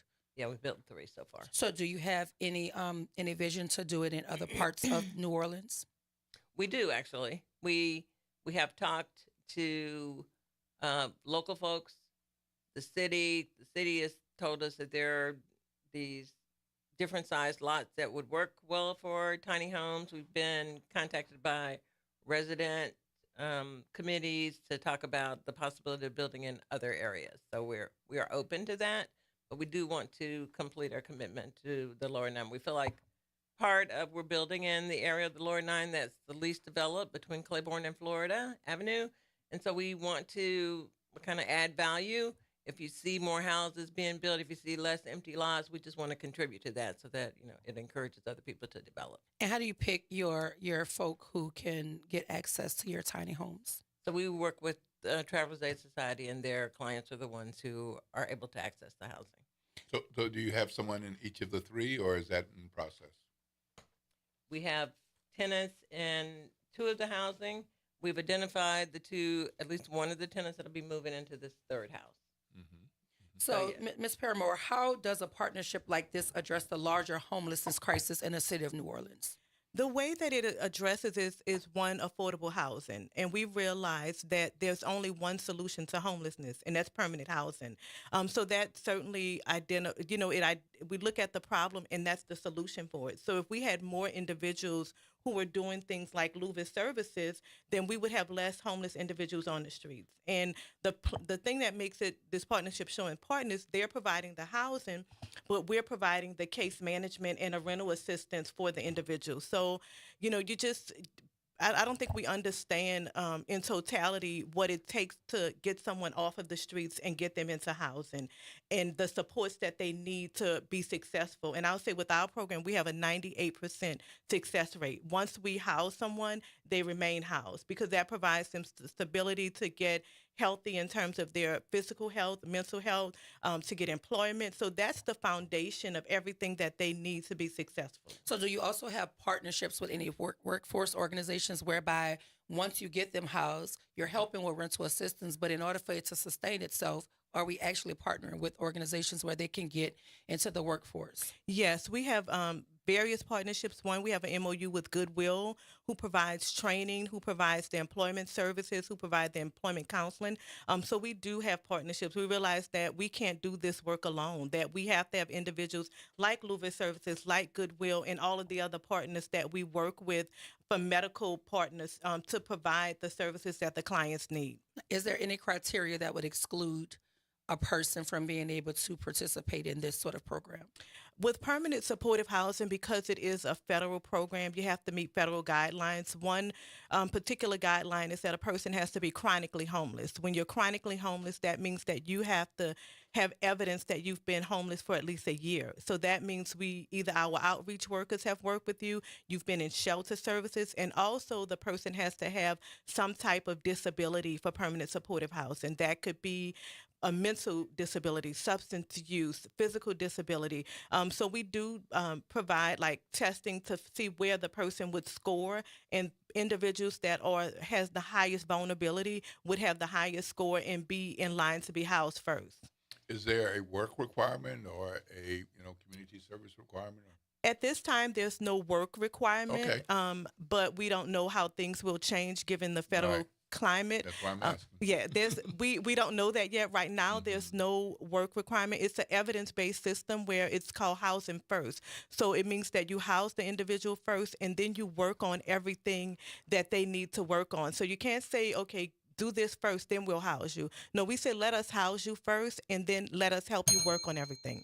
So, Ms. White, what makes this tiny duplex project special compared to other housing initiatives?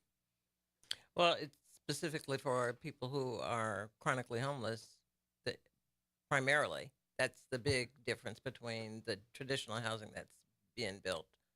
It's affordable.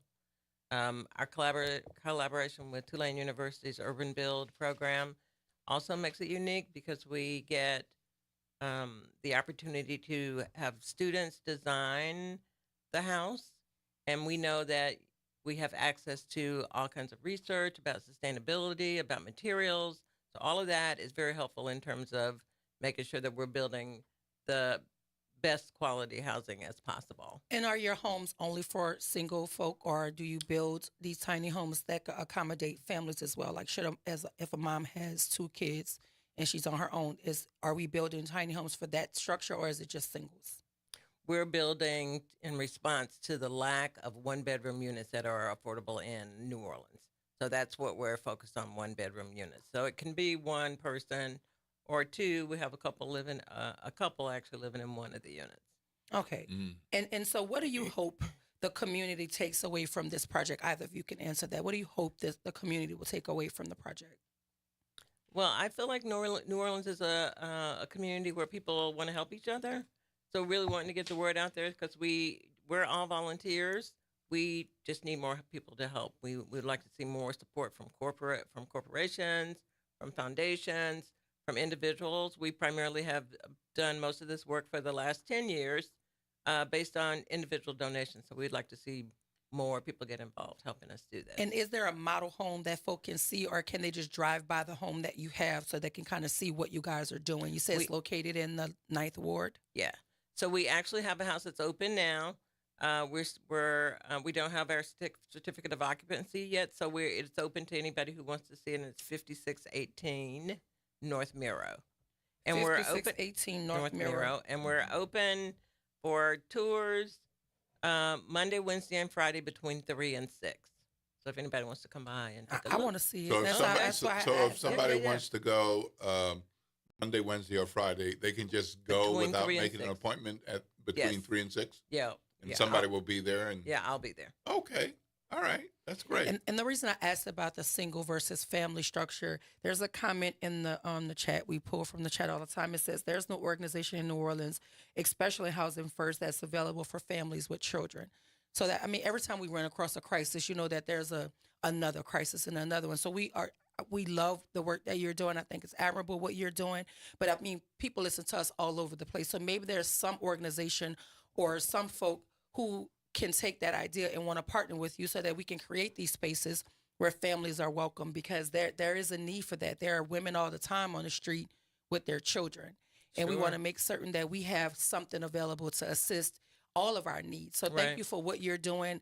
I think it's wonderful. I actually want to see want to see the space. And I mean, there's some folk in the chat who also want to see the space. And the comment says, the Lord needs the support. It continues to be neglected, especially in a few short blocks. There's completely and beautifully rebuilt St. Bernard Parish. So this is a comment just saying, you know, they appreciate that you're in the 9th Ward because there is space and opportunity to help revitalize that area. Even in New Orleans East, there's a lot of, you know, open space where we could probably consider as another, you know, area where we could start to renovate and revitalize it for families who are suffering because they're unhoused. And I do like what you said, like folk are better off when they know that there's a safe place for them to sleep. They can job hunt better. You know, they can go visit their children's schools and know that there's a warm bed waiting for them or a structure where they're safe away from the elements. So thank you again for all you do. And anytime you want to come back and update us, we're 3 houses in? When we're 30 homes in, please come back and tell us about all the extraordinary work you're doing. Hopefully people who are listening to this interview and they want to partner with you, if they want to do so, if there's an opportunity to donate, where can they do that? Is there a number, a website? Tell us how to contact you. So we're at Louvis Services, LOUVIS services.org. And our phone number, 504-605-4055. Happy to hear from people. Absolutely. And travelersaidneworleans.org. And we can be reached at 504-658-2944. Well, we want to thank you once again, Ms. Donna Paramore, Executive Director of Travelers Aid Society of Greater New Orleans, and Ms. Luann White, the founder of Louvis Services. Thank you for all you do to help the homeless crisis that is in New Orleans. I know the Covenant House is doing a lot around youth and children. I participated in their sleep out. Maybe we could do something like that for you guys, have some sort of event where we can raise money to help you in your effort to build more and more tiny homes. Thank you for absolutely. And I'll come sleep out with you now. Like whatever you want to do, like anything you want to do, please feel free to come here and advertise it so that we can get the general public aware and involved, because anybody that's doing something for the greater good of humanity, they're always welcome at a seat at the table at WBOK. So thank you for your service to the community. Y'all, we have to go to break and hear a word from our sponsors, but when we come back, we're going to close the show as only Will and I know how right here at WBOK 1230 AM, what New Orleans is talking about all day long.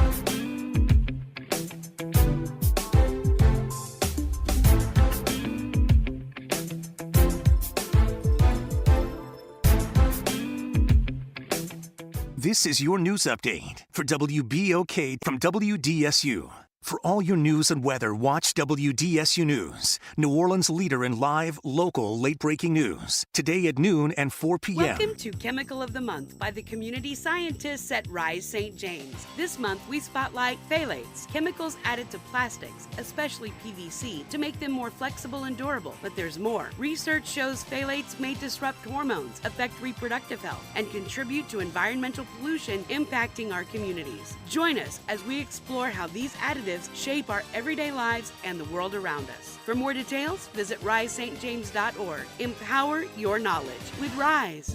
WBOK and LCMC Health are proud to present Keeping You Well Cafe. 60 minutes with LCMC Health, where the doctors speak directly to the people of New Orleans. LCMC Health is committed to improving the quality of care here in New Orleans, the Gulf South, and beyond. The Keeping You Well Cafe is another way for LCMC Health to engage with the community. At the Keeping You Well Cafe, LCMC Health joins WBOK and local businesses to answer your questions about wellness and health. Visit DePaul's new Algiers Health Center at 2801 General de Gaulle Drive to receive primary and preventive care for both adults and children. Services also include behavioral health, imaging, and on-site pharmacy, vision, Medicaid enrollment assistance, and more. For appointments, visit DePaulCommunityHealthCenters.org or call 504-207-3060. Why'd I go to the doctor? One day at the firehouse, I was so lightheaded I could barely stand. Even my crew noticed. Getting checked out was the right call. Turns out I have atrial fibrillation, which increases the risk of stroke about 5 times. Symptoms like irregular heartbeat, heart racing, chest pain, shortness of breath, fatigue, or lightheadedness can come and go. But if it's AFib, the risk of stroke remains. If you have symptoms, contact a doctor. I'm so glad I did. Visit NoTimeToWait.com. Sponsored by Bristol-Myers Squibb and Pfizer. Hey everybody, it's Kimber White Dupree. And it's Graylin Bryant Banks from the front porch. We're coming up next. Good morning, Wake Up. The Good Morning Show. Good morning. On WBOK.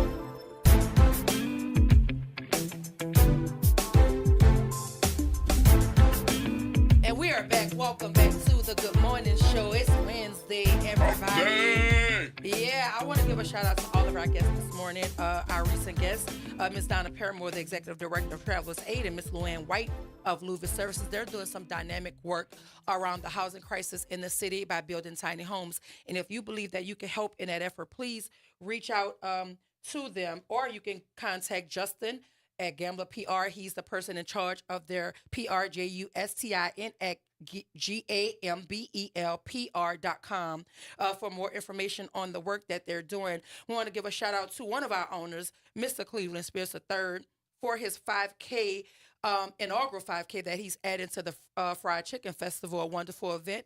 There's all sorts of activities going on around that. If you want more information on that, go to any one of his social media, Fried Chicken social medias, and you can get some more updated information on that. Thank you to the WBOK listener audience and those of you in the chat. And shout out to my councilman out of Algiers, Mr. Freddie King. Shout out to him for his wonderful event whereby I was a judge. All right. I mean, I was a judge. I had to vote for a Walker Charger. Oh my God! I think we need to know that kind of stuff beforehand. Oh, because I had to go judge a crawfish thing at 2600. I had to vote for a Purple Night. Oh my goodness! And then I had to turn around and vote for a Walker Charger. Y'all just really terrorizing me these days. But shout out to my alma mater, the University of Edna Karr, on their alum weekend that happened this past weekend. It was a wonderful event. They did some wonderful things out there. Big old event in front of the school where all of the tents and music and food and different classes were out there. So shout out to the University of Edna Karr and Inspired Knowledge Charter Schools for helping to put that event together and making it a wonderful event. Shout out to our alumni association. We were able to give away scholarships this year for the first year. We gave away some scholarships to some kids to help further their education, whether it be, paying for books, helping to pay for housing, whatever you choose to do. The money has no stipulations on it. You could just do whatever you need to do as it relates to school. So shout out to them. But this is an opportunity for us, Will, where we could just have a few minutes to talk about the craziness that's going on the national front. And if you don't know, Will, the president and the man that actually occupies the White House are beefing. And by president, I mean he's a former president now because he's no longer in the good graces of the man that occupies the White House. But Elon Musk and President Trump are going at it. Yep. Elon has come out and publicly criticized all of the Republicans for voting for the big ugly bill. He says that it's going to undermine all of the hard work that he did at Doge. Yep. And he said, shame on you if you voted for it. I'm just waiting on the current occupant of the White House to respond, because you know he's going to respond. Well, bring out the popcorn. But we said that here, though. That's right. We said that's that here, right. Will. We said it's not going to take long before they go to battle. And here we are. Nope. They had this pleasant departing of the ways in the Oval Office. You've been so good and so helpful, done so much, and we expect you to be back. And Elon, and thank you, Mr. President, for this opportunity. It's been wonderful to work with you guys. I have to pay attention to some other things. You know, I have many businesses. And well, I didn't know you was a comedian. I want to be able to be helpful in the future. Door closes. Now, let me tell you what I really say. Right. And here's the thing: we're here for it. I'm here for it. Right. I want it all. I'm gonna live. I'm gonna live for it. I want him to tell it all, cause he acts just like a scorned woman. Both of them, they act like scorned women. And so for me, or scorned men, cause you know y'all could be scorned too. You know when we no longer want to deal with y'all get y'all panties in a bunch. Right. You know what I'm saying? So they're acting like they had a real breakup. Like this was like a bromance. And they had a breakup, and I'm waiting for Elon to clean his closet because I know it's going to happen. I want all of the information. And I got issues. I have issues with the man named Trump and the man named Musk. I got issues. Oh, you do? But I have to say, some of the stuff that Mr. Musk is saying about the big ugly bill, he's right. We listen. I didn't want to necessarily agree, but a broken clock is right at least twice a day. Yeah. So I'm just interested in what he knows, because here's the thing: the current occupant of the White House gave him unfettered access to everything. So you know he knows a lot. 130 days in every of access form of our to government. Some of everybody's everything. Everything. And then let's not even talk about how the new head of FEMA didn't even know that hurricane had a season. Like, so if he don't know that hurricane has a season, we are in trouble down here in Southeast Louisiana. We are in trouble. He did not know that there was a hurricane. He came back and said, I was just joking. No, he wasn't. I mean, that's like him coming back saying that they weren't discussing sensitive information on the open signal chat. Right. So we know that these folk are incompetent.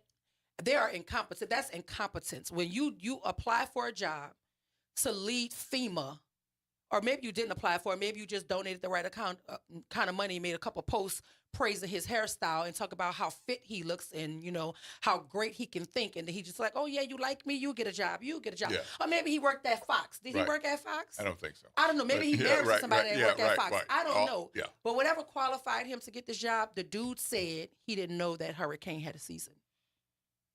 Are we in trouble? Which is a little bit of a problem for the man who runs FEMA. A little bit. The one that every single state has to call right away in advance of problems when they see emergencies coming, and definitely when they hit. Well, and also too, Will, Jasmine Crockett, Congresswoman Jasmine Crockett out of the great state of Texas, has formally announced her interest in being the chair. I think she's the vice chair of that committee right now. She wants to be the chair of the committee. That you might as well call the committee the Checks and Balances Committee, because that's basically what it's going to be to keep them in line. And I don't know if anybody care about my vote, but she has my vote, and my congressman said he has her full. She has his full support as well. So hopefully, we will get chairman or chairwoman, Congressman Jasmine Crockett, in the near future.